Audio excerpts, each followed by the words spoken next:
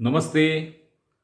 Let us start story of Chhatrapati Shivaji Maharaj on his 392nd birth anniversary today on 19th February 2022. Our country India, our nation Bharat is rich in culture and wealth since ages. Due to this wealth, she has attracted many looters and invaders. Some of the invaders looted wealth and went back, but some of them stayed here, tried to rule India, and also tried to destroy the culture. Invaders from many countries like Egypt, Iran were successful in destroying the culture in those countries in tens or hundreds of years. But in India, they did not succeed. 700 years rule of Turkish Mongol invaders and 150 years rule of European invaders was not successful in destroying our culture. This was possible because every time some invader became successful in establishing his rule, there was someone who bravely stood against him and toppled his rule. Against Alexander, there was Chandragupta Maurya. Against Muhammad bin Qasim, there was Bappa Rawal. Against Akbar, there was Maharana Pratap. Against Khilji, there was Rudra Pratap.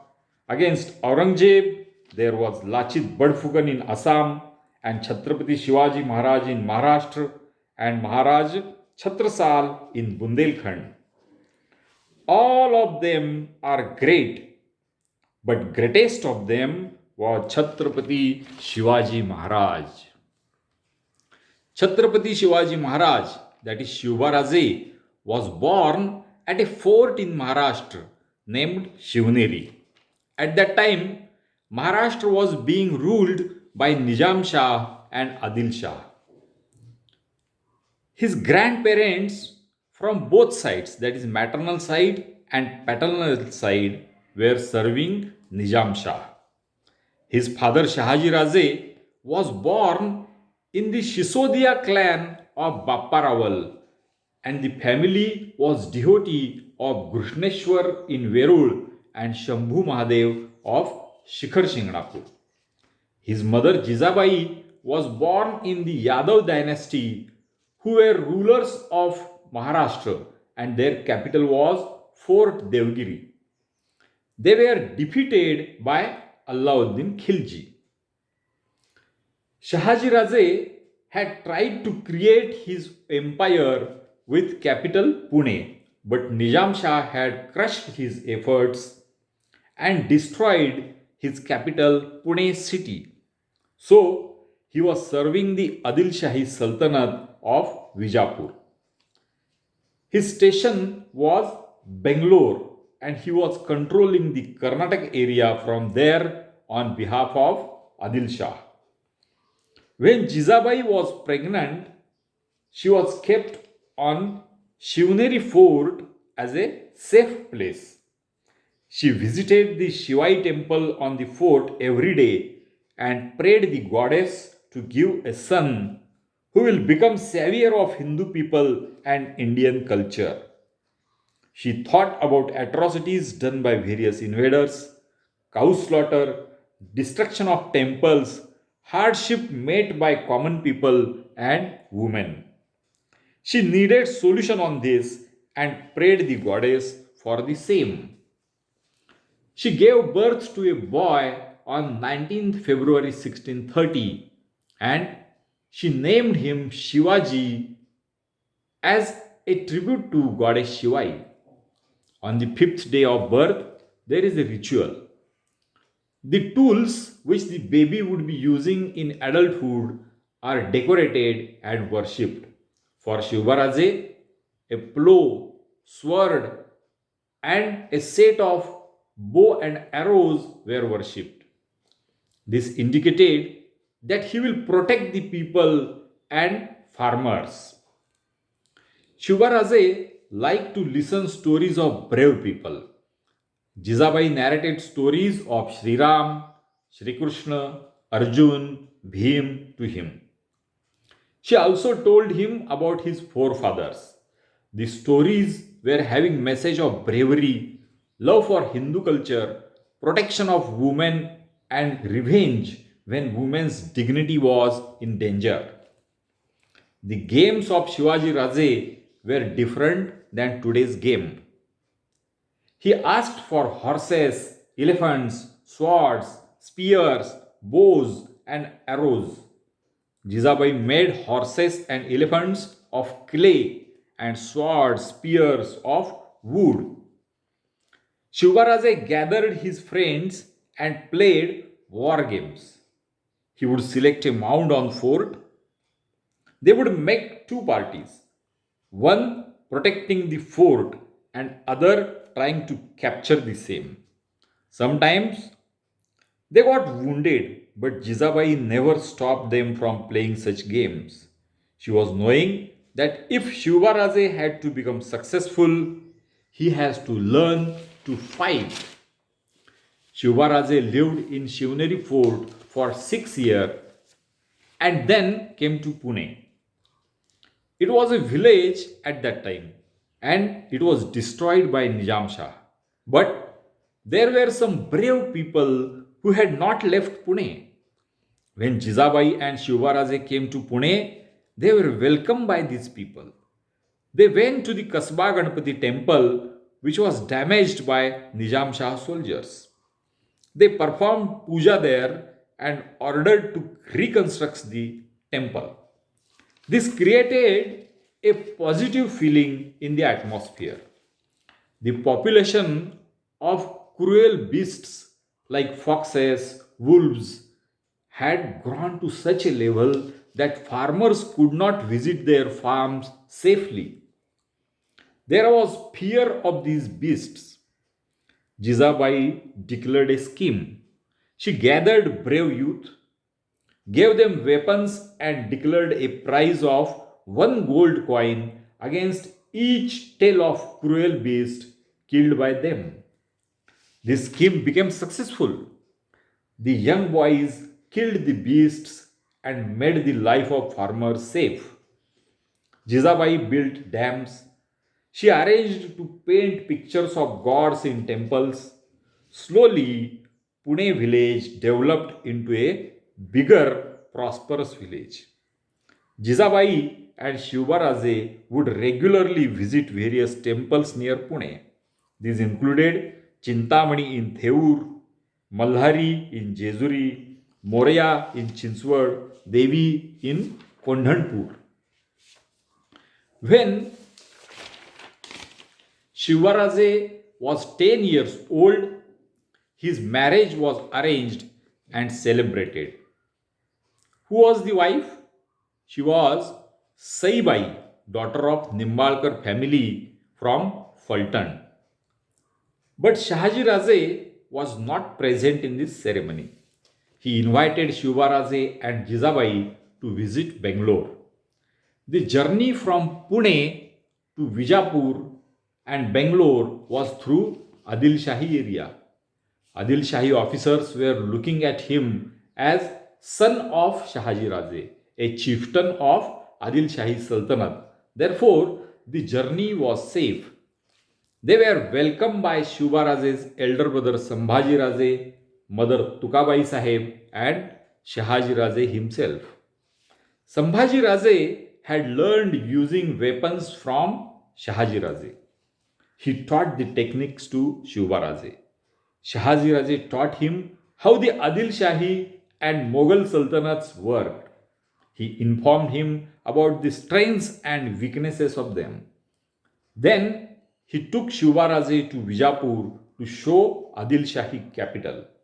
Shivaraje was very sad to see that Hindu chieftains were happily serving Adil Shah. There were many shops of cow meat. Shahaji Raje was keenly observing the response of Shivaraje.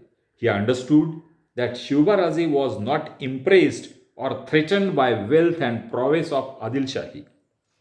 he decided to send Shivaraje back to Pune. He created a ministry for him and sent his trusted men to take care of Pune. When Shivaraje came back to Pune, his resolve to create his own empire had become strong. He had many friends in the surrounding hilly areas. Along with them, he started collecting information about enemy forts, roads, secret routes, number of soldiers in various posts, and locations. He went to Raireshwar temple in Kanad area with his friends. He explained them the current poor status of Hindus and how they could overcome the situation. All of them agreed and took oath of the god Shiv to create Hindu empire. This is called Hindavi Swarajyachi Shapath. This oath strengthened their willpower. To start their mission, they needed a fort. A fort is a big mountain which is fortified and military is placed inside. This makes it a strong point. A king lives in a fort and controls surrounding area, trade routes passing nearby. At this time, Shivaraje was controlling Pune area, but all the forts were controlled by Adil Shah. They selected Fort Torna for their first attack. Torna was neglected by Adil Shah. Number of soldiers was very small. There was no threat to the fort from any enemy, so the officers were not alert. Shivaraje and his Mawale soldiers climbed onto the fortification walls, jumped inside, and captured the gates, bastions, and buildings with little effort. There was not much opposition by enemy. This was the first fort controlled by Shivaraje. He went to the temple on fort and worshipped Toranzai goddess there. He sanctioned 5,000 hon, which was currency used in those days for repair work. To surprise everybody, a big treasure was found when repair work was going on. Shivaraje was very happy and he decided to build another fort on the mountain of god Murumb nearby. The new fort was named Rajagad and it became first capital of Shivaraje's Hindavi Swaraj. Then he captured the fort of Kondhana and Subhan Mangal. This was a disturbing news for Adil Shah. He was angry and he summoned Shahaji Raje. He asked explanation about the capture of forts by Shivaraje. Shahaji Raje refused to offer any explanation. He told that Shivaraje was out of his control. Adil Shah made a plan. He sent Shahaji Raje to Jinji Fort expedition. It was a place in Tamil Nadu. Sambhaji Raje was in Bengaluru. Shivaraje was at Rajgad. Adil Shah prepared three troops and sent to Jinji, Bangalore, and Rajgad. It was difficult to capture Shahaji Raje. Adil Shah sent the troop in disguise of helping him to capture Jinji fort. Oath was performed in front of him to assure him about his safety. And during night time, while he was sleeping, a sudden attack was made and Shahaji Raje was captured. He was sent to Vijapur as a prisoner. Baji Ghorpade and Afzal Khan were playing important role in all this dirty game. The second troop attacked Bangalore, but Sambhaji Raje came out of city to fight and defeated the Adil Shahi army. The third troop, led by Fateh Khan, started marching towards Rajgarh. If the battle had taken place near Rajgarh, the newly built fort would have got damaged. The surrounding people would have to bear the damage due to war. Hence, Shivaraje went to Purandar fort and requested Nilkantha Rao, the commandant there, to give the fort to Shivaraje for the battle with Fateh Khan. How can a commandant of fort give a fort like this? It is impossible. But due to convincing skills of Shivaraje, this became a reality. Shivaraje prepared the fort for battle and waited for enemy. Fateh Khan came to know about this and made his camp below Purandar fort. He was thinking that defeating Shivaraje was an easy task. He made a direct attack, but to his surprise, Shivaraje defeated his army of 5,000 soldiers with his army of 1,500 soldiers. This was first important win by Shivaraje against Adil Shahi force. Surprised by this defeat of Fateh Khan, Adil Shah was angry. But same time, he received a letter from Mughal Emperor Shah Jahan. The letter said that their Mansabdar, that is chieftain Shahaji Raze, was in Adil Shah's custody. He had ordered to release Shahaji Raze or else face the consequences. Adil Shah was surprised. What had happened? Shivaraje wrote a letter to son of Shah Jahan, Murad Baksh, who was Subedar or governor of Ahmedabad. Shivaraje and Shahaji Raje wanted to join Mughal forces, and to achieve this, it was necessary to release Shahaji Raje from prison of Adil Shah. Shah Jahan was happy to welcome them in Mughal Empire. He had sent letter to Adil Shah about this. Adil Shah convened meeting of his nobles and discussed what to do. It was not possible to oppose Shah Jahan. Hence, they decided to release Shahaji Raje.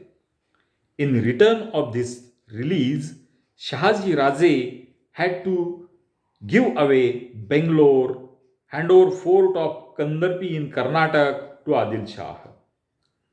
Shivaji Raje had to return Kondhana fort to Adil Shah. He was not happy to do this, but this was a meager loss in comparison of saving Shahaji Raje's life. Adil Shah sent a cruel warrior Afzal Khan to capture and kill Shivaraje. Afzal Khan went to Tulzapur and Pandharpur and desecrated temples there.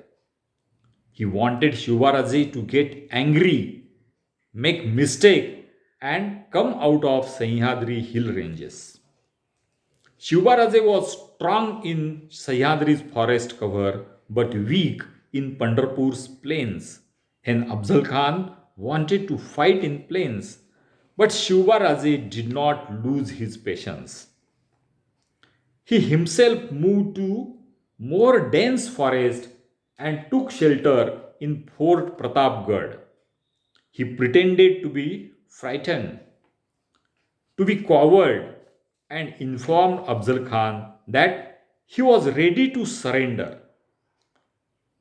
His only term was that Afzal Khan should come to Pratapgarh, took his custody, and take him to Vijapur. Afzal Khan agreed, traveled to Pratapgarh base with great difficulty. Finally, one-to-one meeting was arranged and Shivaraje got killed in the meeting. Afzal Khan had captured Shivaraje, Shahaji Raje in Jinji. He had created a situation at Kanakgiri in which Shivaji Raje's brother Sambhaji Raje got killed. Both these crimes were performed by him mercilessly. Shivaraje took revenge by killing him. When Afzal Khan was killed, the fame of Shivaji Raje spread so fast that in a short period of 15 days, Shivaraje expanded his empire up to Kolhapur and Panhala fort. Now, Adil Shah decided to send another dreaded warrior from Kurnul in Karnataka to defeat Shivaji Raje. His name was Siddhi Johar. Shivaraje took shelter in Panhala fort. He always fought his battles at border of his kingdom. This minimized his losses. Siddhi Johar put siege around Panhala fort, but Shivaji Raje escaped from the siege with support of Bandal troops and sacrifice of Baji Prabhu Deshpande.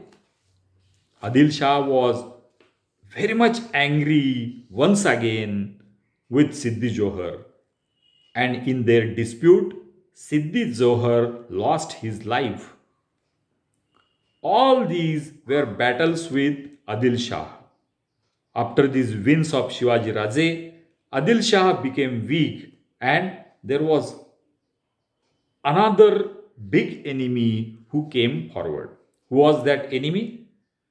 It was Mughal Emperor Aurangzeb. Aurangzeb sent his maternal uncle Shahiste Khan to crush the small kingdom of Shivaji Raje. He was given 1 lakh force. He travelled through Burhanpur and Aurangabad and made his camp in Pune. He started destroying the surrounding area and crops there.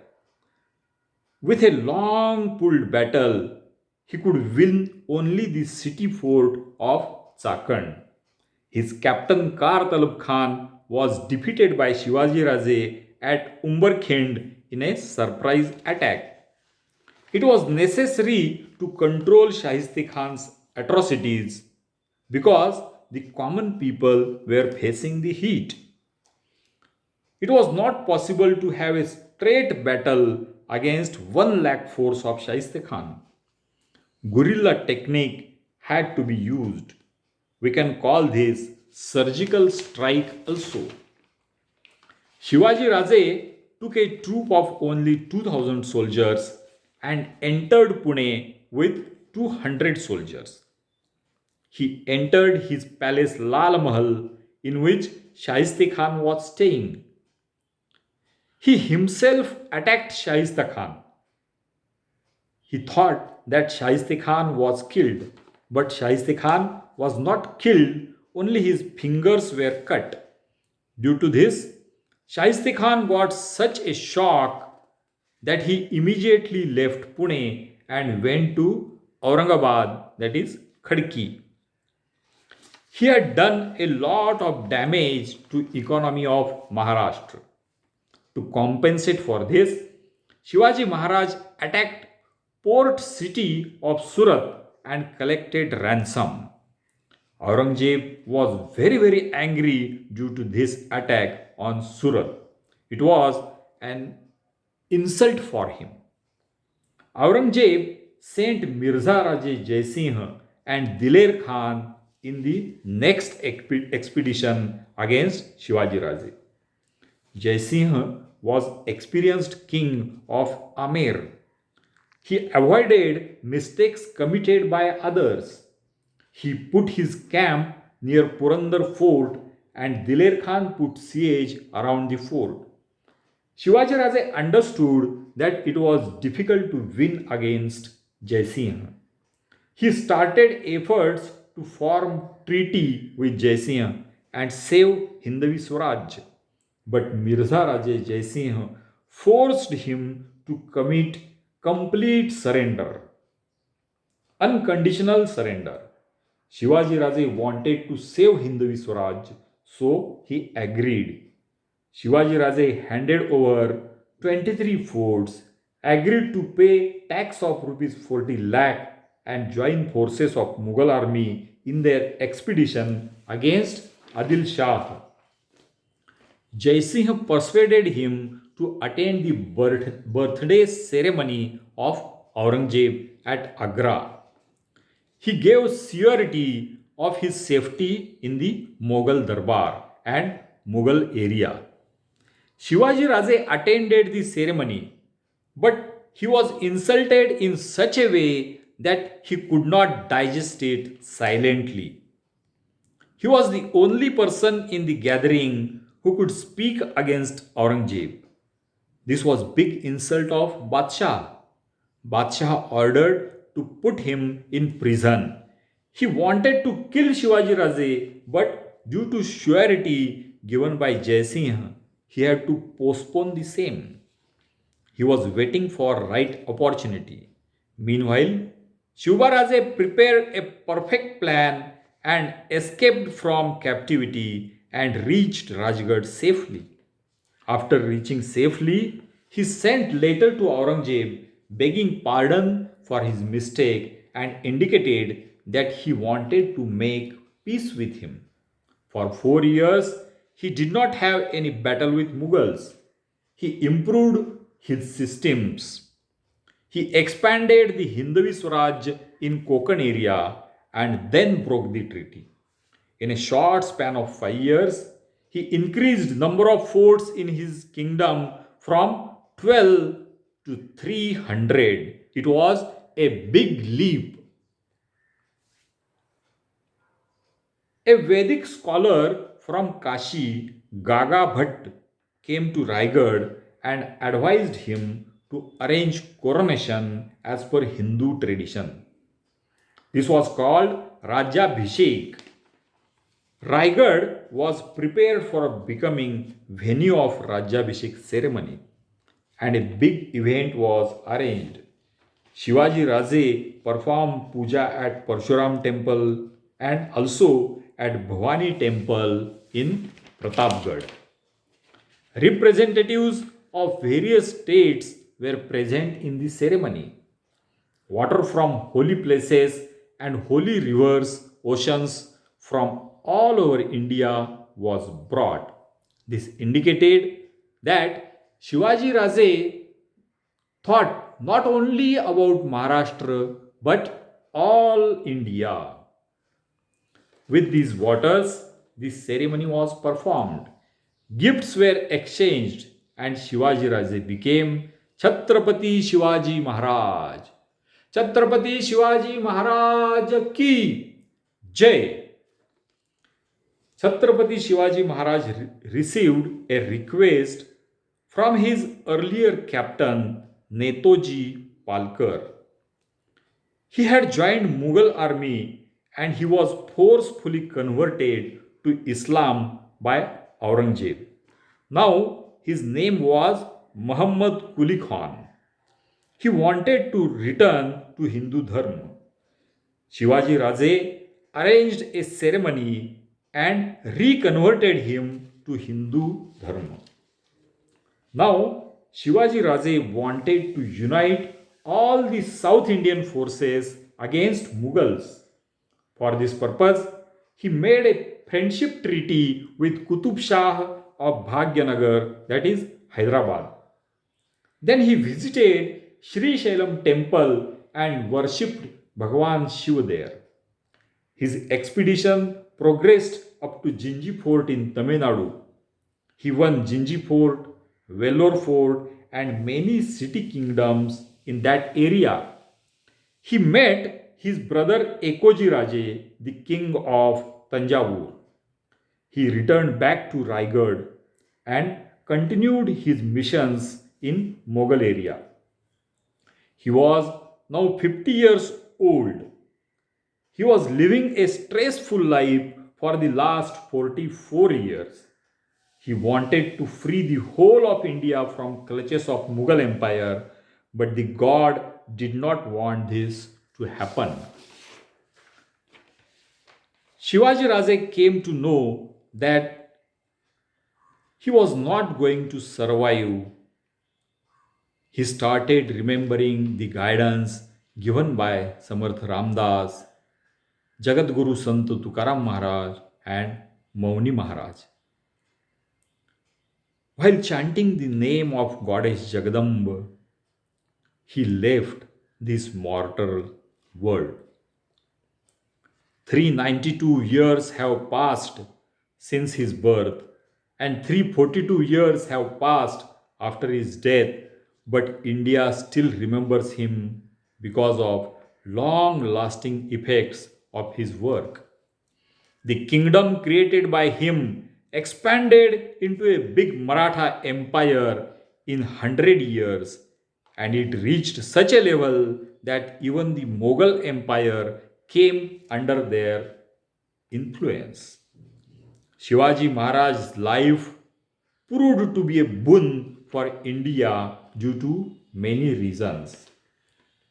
Shivaji Raje was brave, he was visionary, and he was leader. All these at the same time. This is a rare combination in any historic person. He was a proud Hindu. He used his bravery for saving Hindu Dharma. He visited temples during peacetime and wartime. He planned everything in detail and he believed in pre planning. In planning of every attack, he considered the condition of success and failure and planned for both. He cared about common people and farmers, artisans, villagers, and protected them during war times. Mother Jizabai taught him to revere women and protect their dignity. Shivaji Raje followed this all his life and punished those who made mistakes in this regard. Even though his kingdom was stable and he had many warriors with him, he never shied away from wars or kept him in safe place. He led from front and inspired others.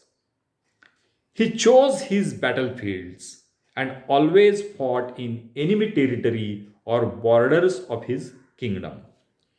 He kept expanding his kingdom and never became stagnant. He punished enemies and defaulters from his own kingdom. He did not spare his relatives or important officers like Pratap Rao Guzar. He made friends throughout his life. It continued from his childhood friends to Qutub Shah's friendship. Even when he was a prisoner in Agra, he made friends there. There are many great people in India, but we revere Chhatrapati Shivaji Maharaj as greatest of them because he revived the tradition of brave Hindu kings in India and freed India from foreign rulers. बोला छत्रपति शिवाजी महाराज की जय. बोला छत्रपति संभाजी महाराज की जय. If you want to listen to this story of Chhatrapati Shivaji Maharaj in detail, do join our group of English storytelling WhatsApp group and you will get link for attending the storytelling sessions. I will give you the link for this WhatsApp group in the comment. Thank you very much. बोला छत्रपति शिवाजी महाराज की जय.